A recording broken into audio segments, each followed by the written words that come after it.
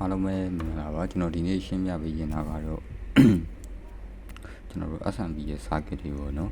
switching move power supply သူ့ရဲ့ထိပ်စလုံးတွေကိုကျွန်တော်က S&P ရဲ့ဆိုပြီးအလိုပေါ့ခေါ်တယ်အဲ့ဒီစနစ်ကိုရှင်းပြပေးမယ်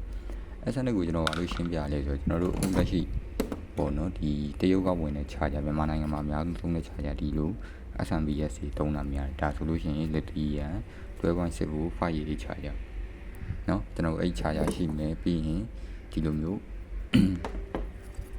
လေးရစစ် charger တွေရှိမယ်နောက်ပြီးတော့တခြား Lithium 12 volt 24 volt charger တွေလည်းရှိမယ် ampere အမျိုးမျိုးနဲ့လာကြတယ်ရောအဲ့ဒီ charger လေးအောင်ကျွန်တော်ရှင်းပြပြီနော်ကျွန်တော်ရှင်းပြမယ်ဆိုအရင်ဆုံးကျွန်တော် diagram အရင်ဆွဲပြမယ်နော်အဲ့တော့ကျွန်တော်တို့ဒီ charger တွေမှာအရင်ဆုံးဒါလေးနဲ့ရှင်းပြမယ်နော်ဒီ charger ကကိုကြည့်လိုက် charger ကကိုကြည့်လိုက်လို့ရှိရင်ဒီမှာကျွန်တော်တို့ AC အဝင်ရှိမယ်တစ်စားနှစ်စား AC အဝင်ရှိမယ် coin တော့ကိုကြည့်လိုက်ဟိုဘက်ကိုလှမ်းကြည့်လိုက်မယ်ဆိုလို့ရှိရင်ဒီနေရာမှာ separate ဆိုတာခြားထားတာပေါ့နော် split ပေါ့နော်ဟိုဘက်နဲ့ဒီဘက်နဲ့ဆက်ဆက်မှုမရှိဘူးအဲ့တော့ဟိုဘက်နဲ့ဒီဘက်နဲ့ဆက်ဆက်မှုမရှိအောင်ဘယ်လိုခေါ်လဲဆိုရင်ဒီဘက်ကို low volt တွေပိုင်းလို့ခေါ်တယ်ဒီဘက်ကို high volt တွေပိုင်းနော် high volt တွေပိုင်းကို hot လို့လည်းခေါ်တယ်ဒီ low volt တွေကို cold လို့လည်းခေါ် hot နဲ့ cold ဒါမှမဟုတ်လို့ရှိရင်လည်း high volt တွေ low volt တွေနော်အဲ့လိုမျိုးတချို့ PCB မှာစာရေးပြီးတာ hot ဆိုလို့ရှိရင် high volt တွေပိုင်းဆိုတာသိရမယ် low ဆိုလို့ရှိရင် cold ဆိုလို့ရှိရင် low volt တွေပိုင်းဆိုတာသိရမယ်ဟုတ်ပြီနော်အဲ့ကျွန်တော်တို့ဒီ charger ကိုအရင်ဆုံးကျွန်တော်တို့လေ့လာကြည့်တဲ့အခါမှာကျွန်တော်တို့ဘာတွေ့လဲဆိုရင် AC ဝင်သွားပြီဆိုဒီမှာ diode လေးတွေ့မယ် diode ပြပါမယ် capacitor ပါမယ် NTC ပါမယ်ပြီးရင် coin တို့ကြီးပါမယ်ဒီနားမှာ FED ပါမယ် FED ကတော့ဖြုတ်ထားတယ်ပေါ့နော်ဒီမှာ FED ပါနော်ဒါပဲ AC အဝင်မှာဒါပဲရှိမယ် diode ရှိမယ် fuse ရှိမယ် capacitor ရှိမယ် NTC ရှိမယ် FED ရှိမယ်အဲ့တော့ကျွန်တော်ကအကြမ်းမြင့်ဆိုရင်တော့မှတော်တော်များဒီဘန်းကိုသိတယ်နော်ဒီက AC ဝင်တယ် AC က diode ကိုသွားတယ်နော် diode ကိုသွားပြီး diode ကနေမှတစ်ဆင့် DC ပြောင်းပြီးတော့ဒီမှာခံမှန်း DC 300ဘူးလောက်ထွက်လာတယ်နော်ဒါ400ဘူး82 microfarad capacitor နော်ခံမှန်း300ဘူးလောက်ထွက်လာတယ်အဲ့ဒီ300ဘူးကနေမှတစ်ဆင့် FED ကနေမောင်းပြီးတော့မှဒီ coin ထဲကိုဝင်တယ်နော်အဲ့ coin ထဲဝင်သွားတယ်ဝင်ပြီးတော့ဒီဘက်ကိုပြန်ထွက်လာတယ်ပြန်ထွက်လာတဲ့ခါကျတော့ဒီနေရာကိုကြည့်လိုက်ပါနော်ဒီနေရာကတော်တော်များများကဒါကိုဘာလို့ထင်လဲဆို FED လို့ထင်ရတယ်ဒါအမှန်တော့ diode ပေါ့နော် FED မဟုတ်ပါဘူး diode ပါအမှန်တော့ဒါ diode ပေါ့နော်သူ့ကိုဘယ်လိုခွဲလို့ရလဲဆိုအနောက်ကိုလှမ်းကြည့်လိုက်ဒါကြီးက transformer ဒါ AC ဒါ AC ဘက်ကအလုပ်လုပ်မဲ့ကောင်ဒါက DC ဘက်ကအလုပ်လုပ်မဲ့ကောင်အဲ့ဒီမှာလက်စားကဒီ coin တစားနော်ဒီ coin တစားဒီကနေပြီးတော့လာပြီးတော့မှဒီကိုသွားတယ်အဲ့နေရာမှာဘာရှိလဲဆိုလို့ရှိရင် capacitor ရှိတယ်ဒါဆိုလို့ရှိရင်ဒီဘက်ငုတ်ဖြစ်တဲ့တော့ capacitor ရဲ့ minus အဲ့တော့ဒီကောင်ကြီးက minus လာအဲ့တော့ဒီတလိုင်းရကြတော့တဲသွားလားဆိုတော့မသွားဘူး capacitor မတော့ဒီတလိုင်းကဒီကိုသွားတယ်နော်ဒီဘက်ငုတ်ကိုလည်းသွားတယ်အလဲကနေပြန်ထွက်တယ်အခုန capacitor ရဲ့အပေါင်းငုတ်ကိုဝင်တယ်နော်အဲ့အတွက်ဒီကောင်ဒီတိုင်းရုပ်နော်ဒီလောက်ဆိုလို့ရှိရင်အကြမ်းမြင့်ကိုနားလည်လောက်ပြီးလို့ကျွန်တော်ထင်တယ်အဲ့တော့ကျွန်တော်နည်းနည်းလေးထပ်ပြီးရရှင်းပြပေးမယ်အဲ့တော့ကျွန်တော်တို့ AC အဝင်ပိုင်းကိုတစ်ချက်ကျွန်တော်ရှင်းပြမယ်နော် AC အဝင်ဒီမှာ AC ဝင်မယ်ကျွန်တော်တို့ဒီကနေပြီးတော့မှ AC 220ကိုဝင်လာမယ်အဲ့ AC 220ကိုဝင်ပြီးဒိုင်းကိုသွားမယ်ဒိုင်းကနေမှတစ်ဆင့်ထွက်တဲ့ဖူကဘယ်လိုသွားမလဲဆိုရင် FED ကိုသွားမယ်နော် FED ကနေမှတစ်ဆင့်ဘယ်လိုသွားမလဲဆိုရင်ဒီ ferric ကိုပေါ့နော် ferric ကို transformer ပေါ့နော်ဒီ transformer ကိုသွားမယ်နော်ကျွန်တော် DINS transformer ကိုသွားတယ်ဒါ AC အဝင်ပိုင်းနော်အဲ့ AC အဝင်နဲ့ DC အထွက်နဲ့မှာသူကဆက်ဆက်မှုမရှိဘူးနော်ဒီမှာတွေ့တာနော်ဒါချထားတယ်နော်ဆက်ဆက်မှုမရှိဘူးဟိုဘက်ကနေ transformer ထွက်လာတဲ့ကောင်ကဒီမှာ transformer ရေးမယ် ဟုတ်ပြီ transformer ထွက်လာတဲ့ကောင်ကဘယ်လိုသွားမလဲဆိုလို့ရှိရင်ဒိုင်ယုတ်ကထွက်လာတဲ့ကောင်က capacitor ခံမယ် capacitor ခံပြီးဒီဘက်မှာ12 volt ဒါမှမဟုတ်လို့ရှိရင်လည်း20 volt ဒါမှမဟုတ်လည်း36လည်းဖြစ်နိုင်တယ်48လည်းဖြစ်နိုင်တယ်ပေါ့နော်သူထုတ်ချင်တဲ့ဘူးထုတ်အဲ့တော့ကျွန်တော်တို့ AC အဝင်မှာတစ်ချက်ကြည့်အောင်အဲ့တော့ကျွန်တော်တို့ဒီနေရာအထိရရှင်းတယ် AC 220ဝင်တယ်ဒိုင်ယုတ်ခံလိုက်တယ်ဒိုင်ယုတ်ခံသွားတဲ့အချိန်မှာ capacitor လေးကို DC ဖို့ကဘယ်လောက်ရောက်သွားလဲလို့300ဘူးလောက်ရောက်သွားတယ်နော်300ဘူးလောက်ရောက်ပြီးသွားလို့ရှိရင်သူက FED ကိုသွားတယ်ဟုတ်ပြီအဲ့တော့ FED ကိုနှစ်ဆလုံးသွားတာလားဆိုတော့မဟုတ်ဘူးဒီဘက်ကိုလမ်းကြည့်လိုက်ဒီအဖြူလိုင်းပါတဲ့ကောင်က minus ဒီကောင် minus တစ်စကကျွန်တော်တို့ဒီကိုကြည့်လိုက်ရင်ဒါဒီမှာ coin နော်ဒီမှာတွေ့လား coin ကို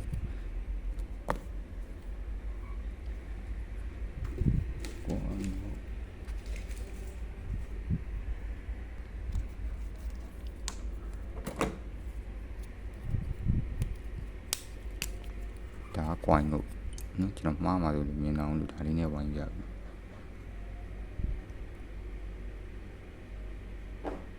ဒါဒီဘက်က coin ကိုဒါဟိုဘက်ကလာဟိုဘက်က DC ဘက်ကို DC အောက်ဘက်က coin နော်ဟုတ်ပြီအဲ့တော့ကျွန်တော် capacitor ဒီမှာ minus တစ်စားရှိမယ်အပေါင်းတစ်စားရှိမယ်အဲ့တော့ကျွန်တော်တို့ capacitor အပေါင်းကိုကြည့်အောင် capacitor အပေါင်းကဒီငုံနော်ဒီငုံကနေမှဆင်လာတယ်လာပြီးတော့မှဒီကိုသွားတယ်အဲ့တော့ capacitor အပေါင်းက coin တစ်စားနဲ့တဲဆက်ထားတယ်ဒီကောင်ကြီး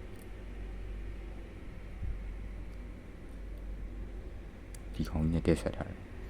နော်အဲ့ကောင်ကြီးနဲ့တက်ဆက်ထားတယ်ဟုတ်ပြီဒါဆိုလို့ရှိရင် minus တစ်စပဲရောက်သွားတယ် minus တစ်စကိုကျွန်တော်လိုက်ကြည့်မယ်ဒီမှာ coin တစ်ငုတ်ကိုလာရတယ်ပြီးရင်ဒီဘက် line ကိုသွားတယ်ဒီဘက် line ကိုသွားပြီးတော့မှဒီကိုလာတယ်ဒီနားမှာပါရှိလဲဆိုရင် auto coupler လေးရှိတယ်နော် auto coupler ကိုလာရတယ်အဲ့တော့ဒါ coin ကိုတစ်ငုတ်သွားတယ်ဒါလမ်းကြောင်းတစ်ခုပြီးသွားပြီနော်နောက်ထပ်လမ်းကြောင်းတစ်ခုကြည့်အောင်နောက်ထပ်လမ်းကြောင်းတစ်ခုကဒီကိုသွားတယ်ဒီကိုလဲလာအဲ့တော့ဒီကောင်နဲ့ဒီကောင်တွေကဘာဖြစ်မလဲဆိုတော့ကျွန်တော်ကြည့်ရခါမှာ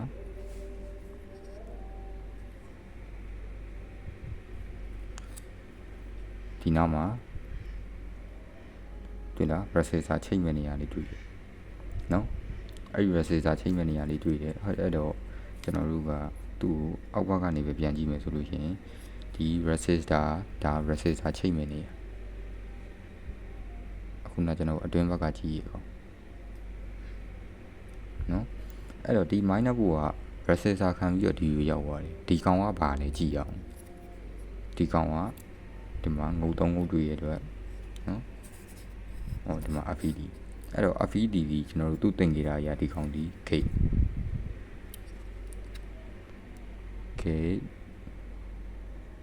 train ဆိုနော်အဲ့တော့ကျွန်တော်တို့ဒီရ resistor ခံထားတဲ့ကောင် FED ရဲ့ဆိုလာတာ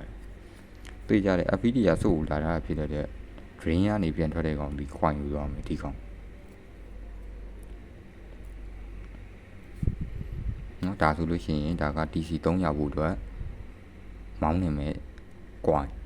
ဟုတ်ပြီနော်ဒါပထမတစ်ကွိုင်အခုအဲ့တော့ဒီမှာလည်းတခြားငုတ်တွေရှိသေးတယ်အဲ့တော့ဒုတိယတစ်ကွိုင်ကြည့်ရအောင်ဒုတိယတစ်ကွိုင်မှာ3ငုတ်ကျန်တယ်နော်အဲ့တော့ကျန်တဲ့3ငုတ်ကပါလေကျွန်တော်တို့ကြည့်မယ်ဆိုတော့ဒီဘက်ကိုလှမ်းကြည့်လိုက်မယ်ဒီမှာ3ငုတ်ရှိမယ်နော်ကျန်တဲ့3ငုတ်နော်3ငုတ်မှာကျွန်တော်တို့ဒီငုတ်ကအလုံးမလုပ်ဘူးနော်ဒီငုတ်ကဒါနဲ့ပေါင်းလာတယ်ပေါင်းလာဆိုတော့ဒါတငုတ်လို့တတ်မှတ်လို့ရနော်ပေါင်းလာတာဖြစ်တဲ့အတွက်ဒီနှစ်ခုကတငုတ်နော်ပြီးတော့အဲ့အလဲငုတ်ကိုကြည့်အလဲငုတ်ဒီမှာလာပြီအလဲငုတ်ကကျွန်တော်တို့ဒီကနေပြီးတော့ဘယ်ကိုသွားထားလဲဆိုတော့ဒီနားကဒိုင်ယုံလေးကိုသွားတာတွေ့ရအလဲငုတ်ကဒိုင်ယုံလေးကိုသွားရတယ်ဒိုင်ယုံကနေမှတစ်ဆင့်ကျွန်တော်တို့ပြန်ထွက်ပြီးတော့မှတခြား line တွေပြောရတယ်အဲ့တော့သိကြပြီဒီကောင်ဒီ300ဘူးဖြစ်တယ်ဒီကောင်ဒီ VCC ခွိုင်းပဲနော်300ဘူးတစ်ခွိုင်းပါမယ် VCC တစ်ခွိုင်းပါမယ် VCC တစ်ခွိုင်းမှာကျွန်တော်တို့တစားကို ground ချတော့ဒီရ ground ချတာက main capacitor minus ကို ground သွားချလိုက်တယ်တစားကို ground တန်းချပြီးတစားကိုတိုင်ဟုတ်ခံ ဒိုင်ခံပြီးတော့မှသူကဘယ်လိုသွားလဲဆိုတော့ဒီနာက IC ကိုသွားတာဒီ PWM IC ကိုသွားတာဒီနာမှာ PWM IC ရှိရဲ့အဲ့ဒီ IC ကဘာလို့မှလဲဆိုရင်ဒီ FED စို့တယ်ဝင်လာတဲ့အနှုတ်ကို capacitor minus ကထွက်လာတဲ့ DC အနှုတ်ကိုစို့တယ်ဝင်မယ်ပြီးလို့ရှိရင် FED drain ကနေပြန်ထုတ်ပေးမယ်အဲ့လိုထုတ်ဖို့အတွက်ကိုဒီ PWM IC ကနေပြီးတော့ FED ရဲ့ gate ကိုလမ်းမောင်းမှာဟုတ်ပြီနော် FED ရဲ့ gate ကိုမောင်းမယ်မောင်းပြီးတော့ frequency 80 kHz 80 kHz နဲ့ကျွန်တော်တို့ရိုက်တဲ့အခါမှာဒီစို့တွေကဝင်လာတဲ့ FED စို့ကိုဝင်လာတဲ့ဒီအနှုတ်ဘူကြီးကဒီဘက်ကနေပြန်ထွက်တဲ့အခါကျတော့ DC မဟုတ်တော့ဘဲနဲ့ကျွန်တော်တို့ PWM ရိုက်ထားတဲ့ ဖိုးတစ်ခုဖြစ်သွားတယ်ဟောကြားကြသွားတာပေါ့ AC မဟုတ် DC မဟုတ်ဘူး frequency အမြင့်နဲ့ထွက်လာတဲ့ဖိုးဖြစ်သွားတယ်အဲ့ဒီဖိုးနဲ့ဒီကောင်ကိုမောင်းတယ်နော်အဲ့တော့ကျွန်တော်နားလေးအောင်ရှင်းပြမယ်ကျွန်တော်တို့ဒီမှာဒါ AC 220ပေါ့နော်ဒါ AC 220လာပြီပြီးသွားလို့ရှိရင်ဒီနားမှာဒိုင်ရုပ်ခံလိုက်တယ်နော်ဒိုင်ရုပ်ခံလိုက်တဲ့အခါကျရင်ဘာဖြစ်ပါလဲဆိုတော့ကျွန်တော်တို့ DC 300ဘူးဟုတ်ပြီနော်အဲ့ DC 300ဘူးကကျွန်တော်တို့ဘယ်ကိုရောက်သွားလဲဆို DC 300ဘူးမှာကျွန်တော် plus ရှိမယ် minus ရှိမယ်နော်အဲ့တော့ဒီနားမှာတကွိုင်ရှိမယ်နော်အဲ့ဒီတကွိုင်မှာအပေါင်း300ဘူးကဘာနဲ့သွားထားလဲဆိုတော့တကွိုင်ကိုတဲဆက်ထားတယ်ဒီအနှုတ်လိုင်းမှာစကားပြောပြီးအနှုတ်လိုင်းမှာကျွန်တော်တို့ဘာရှိမလဲဆိုလို့ရှိရင်စကမ်မတ်တဲ့နားမနေမှာဆိုလို့ကျွန်တော်ပုံလေးပဲဆွဲပြမယ်နော် FED ရှိမယ် FED မှာ6တော့3ချောင်းပါမယ်အဲ့တော့ဒီကောင်ဒီ gate ဒီကောင်ဒီ train ဒီကောင်ဒီစုအဲ့တော့ဒီအနှုတ်ဘူကြီးကဘယ်ကိုသွားလဲဆိုတော့ FED ရဲ့စုကိုသွားတယ်အဲ့တော့ FED drain ကထွက်လာတဲ့ကောင်ကဒီကိုသွားမယ်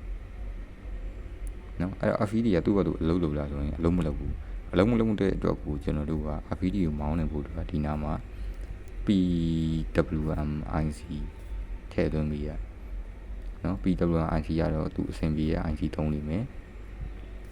အဲ့ PWM IC ကနေမှတစ်ဆင့် FED gate ကိုလှမ်းခိုင်းနေဟုတ်ပြီအဲ့တော့ PWM IC ကနေပြီးတော့ FED gate ကိုလှမ်းခိုင်းမယ်ခိုင်းတဲ့အခါမှာကျွန်တော်တို့ဒီကောင်က IC ဖြစ်တဲ့အတွက်အပေါင်း supply လိုတယ်အနှုတ် supply လည်းလိုပဲပေါ့နော်ပြောရရင် supply ဖို့လိုတယ်အပေါင်းအနှုတ်ဖို့လိုတယ်အဲ့တော့ကိုဘာထပ်လို့ရလဲဆိုလို့ရှိရင်ဒီနားမှာနောက်ထပ် coin တစ် coin ထပ်ရှိသေးတယ်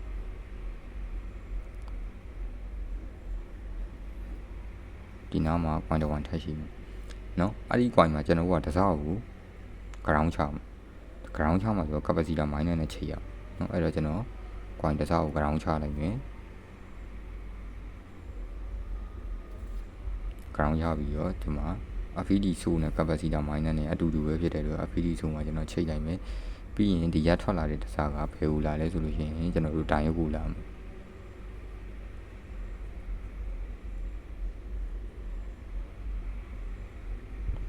နော်တိုင်ရုပ်ကိုလာတယ်နော်အဲ့ဒီတိုင်ရုပ်ကအပေါင်းဘူက capacitor ကိုဝင်တယ်sorry capacitor မဟုတ် PWM IC ကိုဝင်တယ်နော်အဲ့တော့အတူတူပဲ PWM IC ကအလုံးလုံးဖို့အတွက်အပေါင်းဖို့လဲလို့အနှုတ်ဖို့လဲလို့လေအဲ့တော့ main capacitor က minus ကိုယူမယ်ဘာလို့လဲဆိုတော့ဒီမှာ PCD coin တစား ground ချတာဖြစ်တဲ့အတွက် AC ဘက်ချမ်းကလိုအပ်တဲ့ ground တွေအကုန်လုံးကို400ဘူးကနေယူလိုက်တယ် capacitor 400ဘူး capacitor minus ကနေယူလိုက်တယ်နော်အဲ့တော့ဟုတ်ပြီအဲ့တော့ဒီရောက်ဝင်လာတဲ့အနှုတ်ကဒီကိုပြန်ထုတ်ပြီးတော့ point ကိုမောင်းတယ်ဒီမှာ PCC တစ်ဝိုင်းပါမယ်ထိုင်ရုပ်ခံမယ်ပြီးတော့ IC ကို power ပေးမယ်ဟုတ်ပြီအဲ့တော့ဒီမှာစဉ်းစားစရာတစ်ခုရှိရေပေါ့နော်အဲ့ဒါဘာလဲဆိုတော့အပေါင်းနဲ့အနှုတ်400ဘူးကဝင်လာပြီဟုတ်ပြီ400ဘူးဝင်လာပြီနော်တခြားစဉ်းစားကြည့်နော်400ဘူးကဝင်လာပြီဝင်ပြီးတော့ minus က FED ကိုတော့မယ် FED ဆိုးတယ်ဝင်မယ်ပြီးရင် drain ကနေပြန်ထုတ်ပြီးတော့မောင်းမယ်အဲ့တော့ဒီ PWM IC ကိုကျွန်တော်တို့စဉ်းစားကြည့်အောင်ဒီကောင်ဒီ PWM IC ကိုစဉ်းစားကြည့်မယ်ဒီကောင်ကဒီရဟာကြီးကဒီ coin နိုးလာမှာ coin နိုးလာမှာဒီက PCC ထောက်မှာနော်ဒီ coin မနိုးရင် PCC မထွက်ဘူးအဲ့တော့ကျွန်တော်ကဒီကောင်အလုပ်လုပ်ဖို့အတွက်ကိုဒီ coin နိုးဖို့အတွက်ကိုသူ့အတွက်ဖို့လို့လေအများဖြစ်တော့တာတွဲဖို့လို့လေတွဲဖို့လူတယ်ဒီ coin မနှုံးရင်ဒီတွဲဖို့မထောက်ဘူး ဒီတွဲဖို့ထွက်ဖို့အတွက်ကိုဒီ coin နိုးရမယ် coin နိုးဖို့အတွက်ဒီကောင်လို့လို့နော်အဲ့တော့ဒီ coin ကြီးမနိုးဘဲနဲ့ဒီ BCC ကိုဒီကောင်ကပဲရရတခြားစဉ်းစားကြည့်နော်ဒီ coin ကြီးမနိုးဘဲနဲ့ဒီရဖို့မထွက်ဘူးနော်ဒီရဖို့ထွက်ခြင်းဒီ coin နိုးရမယ် coin နိုးရမယ်ဆိုရင်ဒီကိုဖိုးရအောင်အဲ့တော့ plus တူရဲ့အချိန်မှာစိုးကိုအနှုတ်ဖို့ဝင်တယ် coin တို့အပေါင်းဖို့ဝင်တယ် FPD ရဲ့ gate ကိုခိုင်းမဲ့ကောင်မနိုးတော့ဒီ coin ကြီးလည်းမနိုးတော့ဒီတွဲဖို့လည်းမထွက်ဘူးအဲ့တော့အလုံးမလုံးဘူးအဲ့တော့အဲ့ဒီပြဿနာကိုဘယ်လိုရှင်းလဲဆိုတော့ကျွန်တော်ကအပေါင်း300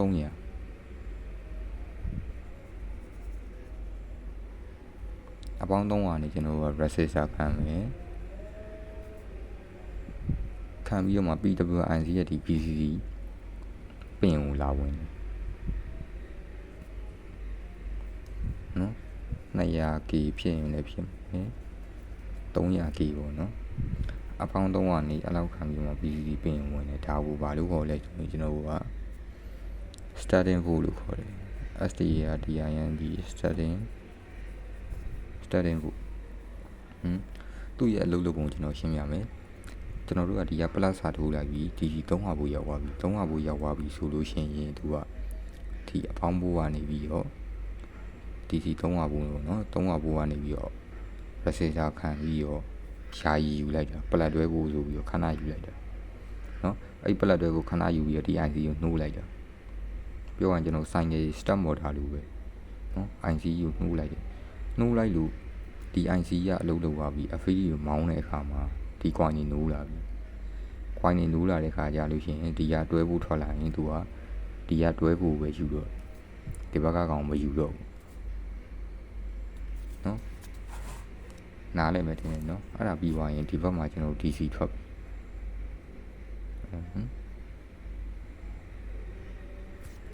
ဒီကထွက်လာတဲ့ကောင်တစ်ကောင်ဒီကောင်ကcrown minus အဲ့တော့ဒီကောင်ကဘယ်လိုသွားမလဲဆိုလို့ရှိရင်ဒီကောင်ကလည်းကျွန်တော်အတူတူပဲအခုနလိုပဲပေါ့နော်ကျွန်တော်တို့ဒိုင်ယုတ်ကိုဝင်မယ်ဒိုင်ယုတ်ကနေမှတစ်ဆင့်ပြန်ထွက်မယ် black ဒီကောင်ကြီးတွဲဖို့နော်24ကိုလည်းဖြစ်မှာပဲခြားကြဖို့မူတည် adapter ပေါ်မူတည်ရပေါ့ဟုတ်ပြီအဲ့တော့ဒီမှာတစ်ခွန်ရအောင်အဲ့တော့ adapter ကြီးဆိုရင်တော့ဒီအဆင့်နေပြီနော် adapter ကြီးဆိုလို့ရှိရင်ဒီအဆင့်မှာပြီးပြီဒီတိုင်းကထွက်လာတဲ့ကောင်ကဘာခံလိုက်မလဲဆိုတော့ capacitor လေးခံလိုက်ရုံပဲနော်အဲ့ဒါမဲ့ဒီဘက်မှာလေ capacitor ခံတယ်နော် capacitor ခံလိုက်ရုံပဲအဲ့တော့ adapter ဆိုရင်တော့ဒီအဆင့်မှာပြီးသွားပြီလိုချင်တဲ့ခုထောက်ပါအဲ့တော့ charger လေးမှာတစ်ဆင့်ပူလာဘာပူလာလဲဆိုလို့ရှိရင်ဒီနောက်မှာ IC တစ်လုံးရှိတယ်အဲ့ဒီ IC ကဘာလုပ်တာလဲဆိုလို့ရှိရင် open လို့ခေါ်တယ်နော်အဲ့ဒီ IC က open ကဘယ်လိုလုပ်လဲဆိုလို့ရှိရင်ကျွန်တော်တို့ဒီအချောင်းကြီးကိုကြည့်လိုက်ဒီအချောင်းကြီးကကျွန်တော်တို့အနှုတ်လိုင်းတွေ့လား capacitor အနှုတ်အဲ့ဒီအနှုတ်ကနေမှတစ်ဆင့်ဟိုဘက်ကိုပြန်သွားတာလားဒီမှာလိုမျိုးတည့်မသွားတာဘူးနော်အဲ့တော့ဘာလို့ပြန်သွားလဲဆိုတော့ဒီအချောင်းကြီးကိုကျွန်တော်တို့က shunt resistor လို့ခေါ်တယ်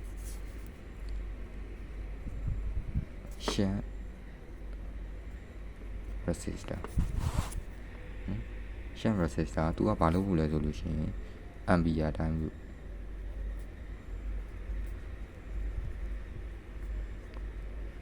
သူက ampere တိုင်းဖို့တော့နော်အဲ့တော့ဒီ shunt resistor ပေါ်မှာစီးစင်းသွားတဲ့ volt တန်ဖိုးကြည့်ပြီးတော့သူက 0.1 volt ဆိုဘယ်လောက် ampere 0.2 volt ဆိုဘယ်လောက် ampere ဆိုပြီးတော့ဒီ IC လေးကတွက်ချက်ပြီးတယ်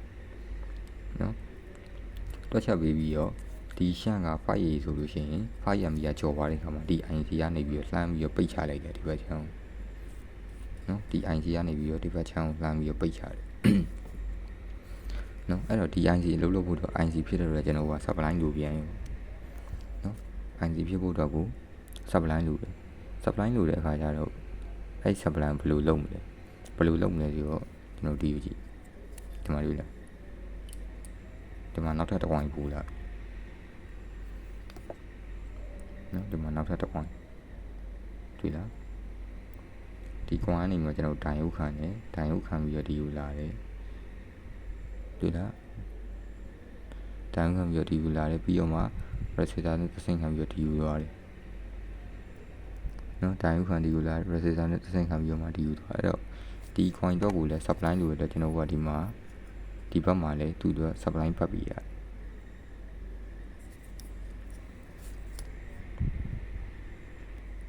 နော်အဲ့ကောင်တော့ကို supply ပတ်ပြီးရတယ်အဲ့တော့ကျွန်တော်ကဘာကိုကြည့်ပြီးတော့အဲ့လိုသိရလဲကြည့်မယ်ဆိုလို့ရှိရင်ဒီမှာလည်းနောက်တစ်ကောင်ပါလာပြီအဲ့တော့ဒီဘက်ကအချမ်းနိုင်မယ်ကျွန်တော်တို့ဒီကောင်ကြီး DC line ဖြစ်တဲ့အတွက်တစားကို ground ချမယ် ground ချမယ်ဆိုတော့အနှုတ် line ကအပေါ်ရောက်နေတယ်ကျွန်တော်အနှုတ် line နဲ့ပေါင်းလိုက်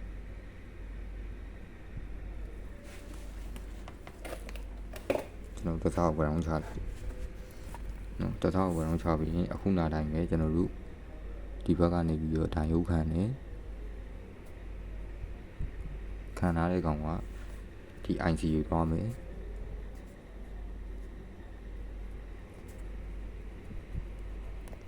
IC supply တွဲဖို့အသုံးများတယ်ပေါ့နော် IC supply တွဲဖို့နော်အခုနောက်လိုပဲကျွန်တော်ဒီဘက်ကိုကြည့်မယ်ဆိုလို့ရှိရင်တန်ရုပ်ခံနေထွက်လာတဲ့ကူကဒီနားမှာဒါဒီ capacitor ပဲဒီခေါင်းဒီငုတ်ဒီဒါ capacitor နော်မတွေ့လားဒါ capacitor ဒီအဲ့ဒီ capacitor တွေကဘာလို့ပို့လဲဆိုရင်ဒီ IC ကိုမောင်းဖို့အဲ့တော့ဒီ minor ပို့ကြားထဲမှာကျွန်တော်တို့က shunt resistor ကြီးဖြတ်ခန့်လိုက်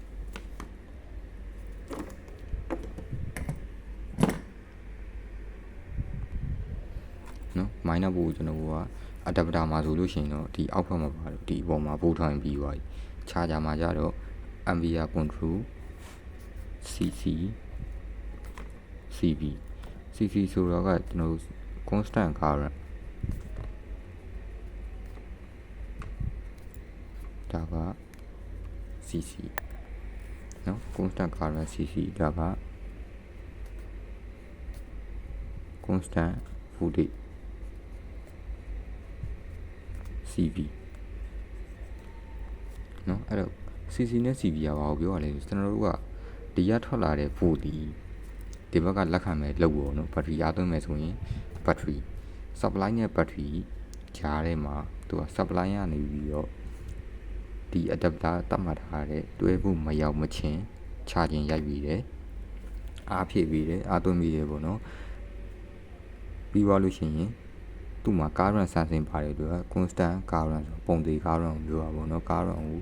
ပုံသေးထားလို့ရတယ်ဟောပြောတာနော်အဲ့တော့ constant current ဆိုရယ်စနစ်ပါပြီဆိုရင် shunt ဆိုတာပါလာပြီနော်ဒီ shunt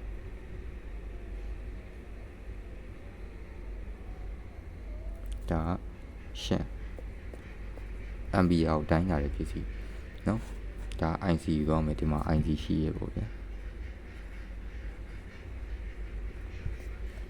အဲ့တော့ဒီ shunt ကလာတဲ့နော်ဒီ IC ကနေပြီးတော့ဘယ်လိုသွားတိုင်းလဲဆိုတော့ကျွန်တော်တို့ဒီ shunt ကိုလာတိုင်းတာအဲ့ဒီအခါမှာကျွန်တော်တို့ကအားသွင်းလိုက်ပြီးဆိုတာ ਨੇ ဒီရှေ့မှာဘက်ထရီအားသွင်းလိုက်လို့ ampere ဆွဲပြီးဆိုရင်ဒီကြားလေးက shunt ခံနိုင်ကျွန်တော်တို့ကမဆက်တော့နော်ထွက်လာတဲ့ minus ကဒီကိုတဲမသွားဘဲနဲ့ shunt ကနေတစ်ဆင့်ဖြတ်စီးသွားတယ်အဲ့လိုဖြတ်စီးရဲ့အခါမှာဒီ shunt မှာ resistance ရှိနော် shunt မှာ resistance ရှိရဲ့အဲ့လို resistance ရှိရတယ်ကျွန်တော်ကဖြတ်စီးသွားတဲ့အခါမှာဒီကြားထဲမှာဘာဖြစ်ပေါ်လဲဆိုလို့ရှိရင် volt ဖြစ်ပေါ်တယ်1 volt 2 volt 0.5 volt အမျိုးမျိုးရှိရဲ့အဲ့ဒီဖြစ်ပေါ်လာတဲ့ volt ပေါ်မူတည်ပြီးတော့မှဒီ IC ကနေပြီးတော့ဥပမာ1 volt ဆိုလို့ရှိရင်2 volt ဆိုလို့ရှိရင်4 ဆိုပြီးတော့တွက်ချက်လိုက်တာတွက်ချက်ပြီးတော့မှဒီရှန့်မှာလေသူကအကြီးသေးပေါ်မူတည်ပြီးတော့သူလက်ခံနိုင်တဲ့ ampere ပမာဏဆိုတာရှိရဲ့ပြောရရင်ကွက်တီထုတ်တာပေါ့နော်ဒီတိုင်းအလကားနေတာကတန်ချောင်းကြီးချောင်းထည့်ပြီးတာမဟုတ်ဘူးပေါ့ဒါလေးရတကယ်အရေးကြီးရဲ့စိတ်ပိုင်းလေးနော်ဒီရှန့်ဆိုလို့ရှိရင်ဒါ 5A ရှန့်5 ampere အတွက်ထုတ်ပြီးတာနော်အဲ့တော့သူကအဲ့လိုတွက်ချက်ပြီးတော့မှဒီ supply က5 ampere တော့မူတည်ပြီးထုတ်ပြီးတာဆိုရင်ဒီမှာ2 volt 4A ဆိုလို့ရှိရင်ကျွန်တော်တို့ကဟိုဟာလောက်ပေါ့ command 2.5 ဆိုလို့ရှိရင် 5 အဲ့တော့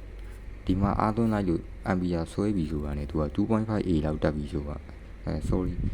5A လောက်တက်ပြီးဆိုတာနဲ့ဒီကြားထဲမှာဖို့က 2.5 လောက်ဖြစ်သွားပြီဒါကျွန်တော်ဥပမာပြောပြရနော် 2.5 ဟိုချင်မှလည်းဟုတ်ပါ 2.5 လောက်ဖြစ်ပြီဆိုတာနဲ့ဒီ IC ကိုဒီရထွက်လာတဲ့ဖို့က IC ကိုရောက်ပြီရောက်တဲ့အခါမှာဒီ IC ကနေပြီးတော့ဒီနားမှာ 2.5 ဖြစ်နေပြီဒါဆိုလို့ရှိရင် ampere ကဒီ charger အတွက်သတ်မှတ်ထားတဲ့ ampere ပြည့်သွား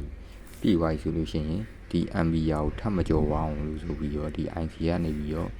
ဒီဘက်က battery အားသွင်းမဲ့ DC output ကိုလှမ်းပြီးတော့ထိန်းပြီးရတယ်ဒီမှာကြီး alarm 358ဒါ output နော် output ကိုဒီမှာ minus ဒါက plus ဒီကောင်က minus ဒါက plus နော်ဒီကောင်ကကျွန်တော်တို့လှမ်းပြီးတော့ထိမ့်မိတာဒီ IC ကနေပြီးတော့မှဒီဘက်ချမ်းကိုလှမ်းထိမ့်မိတာအဲ့တော့ adapter ကြီးမှာအဲ့စနစ်မပါဘူးအဲ့တော့ adapter နဲ့ charger တူလားဆိုရင်မတူဘူး volt နဲ့ ampere ထွက်တိုင်းမတူဘူးပေါ့နော် adapter charger ပဲအရေးပေါ်မရှိသုံးမယ်ဆိုရင်တော့ရတယ်နော်အဲ့တော့သူ့လို့မှုပါဒါပဲဘာမှခက်ခဲရအောင်တခုကြံသေးရကျွန်တော်တို့ကဒီကနေ charging လှုပ်ဆွဲလိုက်တဲ့ခါမှာဒီမှာတွဲဖို့ရှိနေတယ်အားလုံးကကုန်ရဲ့ battery ဆွဲလိုက်ဒီကောင်ကတန်းဖို့လောက်ပြီးထိုးကြပါဦးတန်းဖို့လောက်ပြီးထိုးကြပါ adapter ဆိုရင် ampere ပါလိုက်ကြတယ်နော်အဲ့တော့ charger ဒီမှာ ampere မကြောက်ဘူးဘာလို့လဲဆိုတော့ charger ampere charger adapter ampere ကြတာချင်းအတူတူပဲဒါပေမဲ့ charger ဒီမှာက control IC CC CV ပါတယ်နော်358ဒါအသုံးများတယ်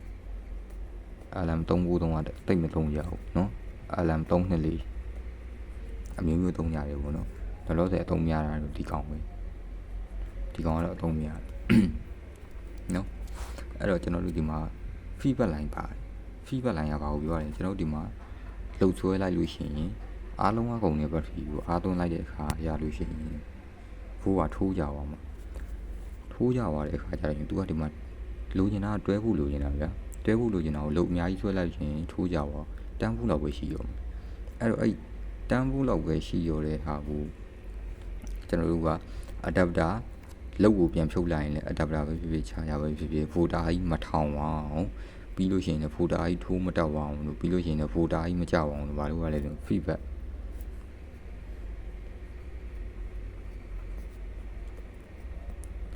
feedback နော်အဲ့ဒီ feedback မှာကျွန်တော်တို့ကဘာကိုသုံးလဲဆိုရင် auto coupler ကိုသုံးတယ် auto coupler ဆိုတာဒီကောင်ကိုပြောတာတင်ပါ PC ဒီ PC ကိုသုံးတာနော် PC ကိုသုံးတယ်ကျွန်တော် PC ကိုဘယ်လိုသုံးလဲဆိုတော့ဒီမှာကျွန်တော် PC ရှိမယ်6တော့လေးငုပ်ပါတယ်တစားကကျွန်တော်တို့ဒါကျွန်တော်အကြမ်းမြင်မဲ့ရှင်းပြမယ်နော်တစားကကျွန်တော်တို့ဒီပလက်ကိုသွားတယ်ဒီရလာတဲ့ကောင်ဒိုင်းကိုအထွက်နော်ဒီကနေလာမယ်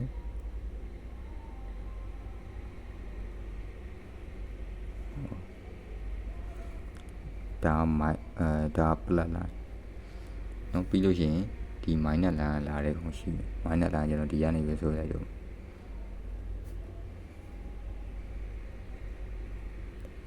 နော်အဲ့ဒီကောင်နဲ့တစ်ဆင့်ရှိမယ်အဲ့တော့သူ့အလုပ်လုပ်ဖို့ဘယ်လိုလဲဒီမှာတွဲဖို့ရှိနေတယ်မှာဒီ auto coupler လေးကဒီဘက်က PWIC နဲ့လှမ်းပြီးတော့ချိန်ရမယ်နော် PWIC နဲ့လှမ်းချိန်ရမယ်ဒီတခြားကို ground ချမယ် ground ကဒီကောင်ကျွန်တော်ဒီကနေပဲယူလိုက်တော့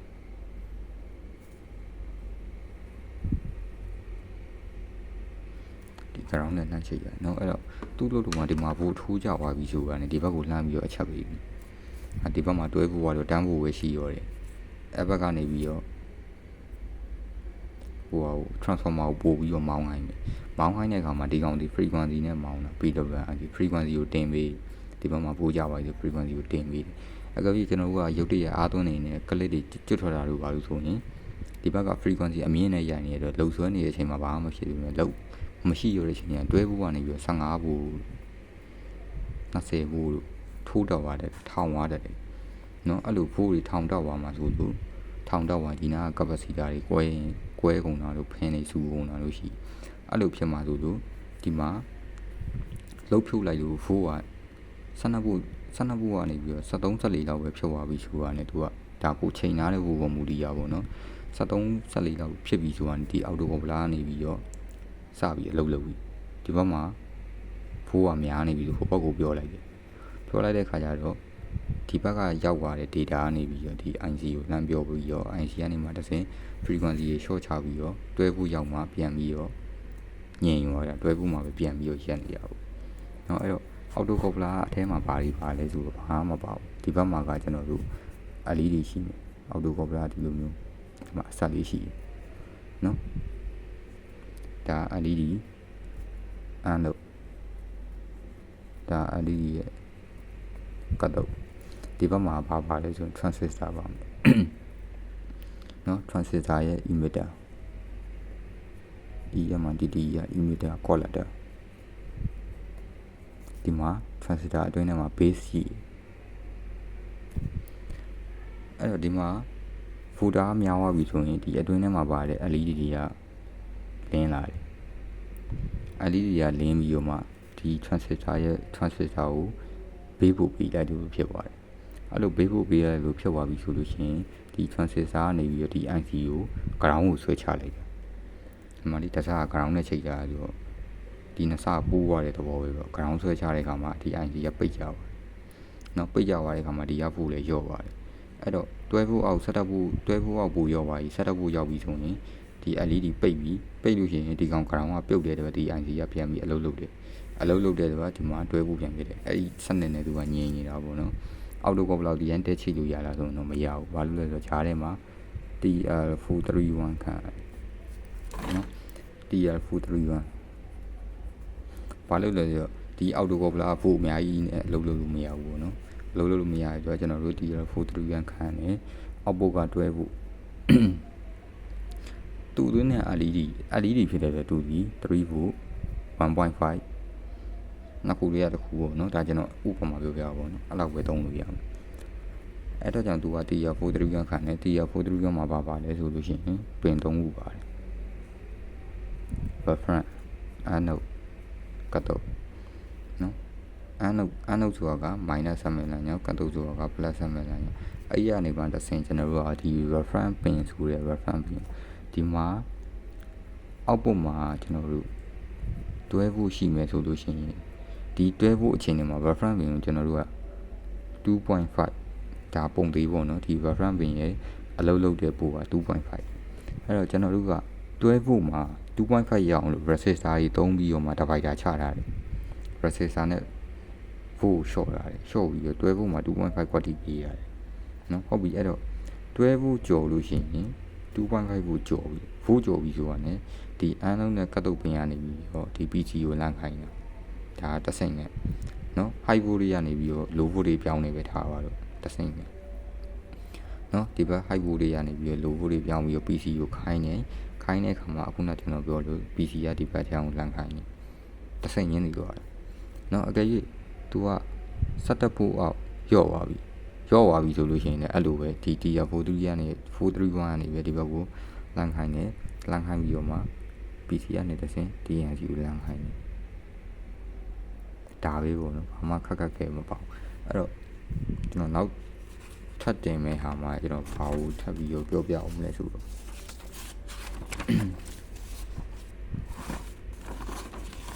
frequency အခုနကျွန်တော်တို့ PWM နေရိုက်တယ်နော်ကျွန်တော်တို့ PWM ရိုက်ရဲ့ PWM ရိုက်တဲ့အခါမှာဘာအရေးကြီးလဲဆိုလို့ရှိရင်ကျွန်တော် frequency ကအရေးကြီးတယ် frequency ဆိုတာကကျွန်တော်တို့ hertz နဲ့ဖော်ပြတယ်သူ့ရဲ့ sine hertz နော် hertz နဲ့ဖော်ပြအဲ့တော့အခုနကျွန်တော်တို့ PWM ရိုက်မယ်ဆိုလို့ရှိရင်နော်ကျွန်တော်ဥပမာဒီကောင်ကြီးကိုရိုက်မယ်ဆိုရင်ကျွန်တော်တို့ frequency အများကြီးနဲ့ရိုက်မှာရတယ်နော်ဘယ်လောက်နဲ့လဲဆိုခန့်မှန်းကြီး80 ကီလိုဟတ်ဆက်နော်80က80ပဲဒီနားကီလိုအတူက K ကဘာကိုပြောရလဲဆိုရင်1000ပြောရပြတယ်80ကို1000နဲ့မြောက်လိုက်ရင်ဟတ်ဆက်ရအဲ့တော့ခု10ရာ1000တောင်း9000ဟတ်ဆက်နော်ကျွန်တော်တို့အရင်ကအိမ်ဒီမှာသုံးတဲ့ inverter တွေကဘယ်လောက်ဟတ်ဆက်နေဆို50ဟတ်ဆက်နဲ့ရိုက်တယ်inverter ဘာ inverter လဲဆိုရင်ကျွန်တော် ion ကိုမိန်လုပ်ကြီးနေတယ်လေ50ဟတ်ဆက်နဲ့ရိုက်အဲ့တော့ဒီမှာကွာခြားချက်ကအများကြီးပဲအဲ့တော့50ဟတ်ဆက်နဲ့ရိုက်တဲ့ inverter ကနော်ကျွန်တော်တို့200 watt ရဖို့အတွက်ကိုသူ့ရဲ့ဒီ inverter တူတယ်ပေါ့နော်တူတယ်ကဟိုပါပဲထားပါတော့6လမှပတ်လိုက်ပဲထားပါ6လမှပတ်လိုက်နော်ဒီကောင်တွေကြတော့ frequency ကမြင့်သွားပြီ frequency မြင့်သွားတဲ့အခါမှာဒီအထုပ်လေးကဘယ်လောက်ထိနိုင်လဲဆိုလို့ရှိရင်ဒါ150 200 watt လောက်ထိရှိတယ်နော် frequency အမြင့်ကြီးနဲ့ရိုက်လိုက်တဲ့အခါမှာကျွန်တော်တို့ favorite ကို80ကီလိုဟတ်ဆက်နဲ့ရိုက်လိုက်တဲ့အခါမှာ200 watt ပဲဒါပေမဲ့သူ့ရဲ့ area ကိုကျွန်တော်ကြည့်လိုက်3လမှလောက်ပဲရှိတယ်နားလမှခွဲတိတိလေးပဲရှိဝေလည်းမလေးဘူးနေရလည်းမဆောက်ဘူးနော်အဲ့တော့3နဲ့9မျိုးစားနဲ့ဒီ transformer ပုံမူတည်ပြီးတော့မှကျွန်တော် frequency ကိုပြောင်းပြီးရိုက်တဲ့အခါမှာထွက်လာတဲ့ watt ပမာဏကလည်းပြောင်းသွားနိုင်တယ်နော်အဲ့လိုမျိုးဒါ coin တုပ်လေးကတိတိလေးပဲဆိုပြီးတော့အဲ့လိုကြီးတော့ပြောလို့မရဘူးဘာလို့လဲဆိုတော့သူ့ရဲ့ code ဒီကျွန်တော်တို့ ferric code ဖြစ်တယ် ferric code ရဲ့သဘောတရားတိုင်းကျွန်တော်ဒီ code အလုပ်လုပ်တဲ့ saturation ဖြစ်မဲ့ frequency နဲ့ကျွန်တော်တို့ကရိုက်လိုက်တဲ့အခါမှာဒီဘက်ကထွက်လာတဲ့ကို DC volt ထွက်လာတယ်ပေါ့နော်အဲ့ဒီ DC volt ထွက်လာတဲ့အခါမှာကျွန်တော်တို့ကအဲ့ဒါကိုကြည့်ပြီးတော့ဒါဆိုလို့ရှိရင်တွဲဖို့sorry တွဲဖို့အေးပေါ့တွဲဖို့ပဲပြောပါတော့တွဲဖို့ဖိုက်ရေးပေါ့နော်ဥပမာတွဲဖို့ဖိုက်ရေးဆိုလို့ရှိရင်သူ့ရဲ့ watt ကြီး12လီ60နော်60 watt 100 watt ပေါ့နော်ကာမန်ကြီးအဲ့လောက်တော့ထွက်လိမ့်မယ်နော်အဲ့တော့ကျွန်တော်နောက်သင်ခန်းစာမှာဒီ PWM အပိုင်းကိုကျွန်တော်အသေးစိတ်ပြန်ဖြတ်ပြီးတော့ရှင်းပြပေးမယ် PWM အပိုင်းနဲ့ frequency အပိုင်းတွေကိုကျွန်တော်အသေးစိတ်ရှင်းပြပေးမယ်ရှင်းပြပြီးတော့မှကျွန်တော်ဒီ current ဆန်အပိုင်းလေးပါမယ်ပြီးသွားလို့ရှိရင်ဒီ transformer အလုပ်လုပ်ပုံကိုလည်းကျွန်တော်ရှင်းပြပေးမယ်ဒါတကယ်အရေးကြီးတဲ့အပိုင်းတွေအားလုံးပဲကျေးဇူးပါ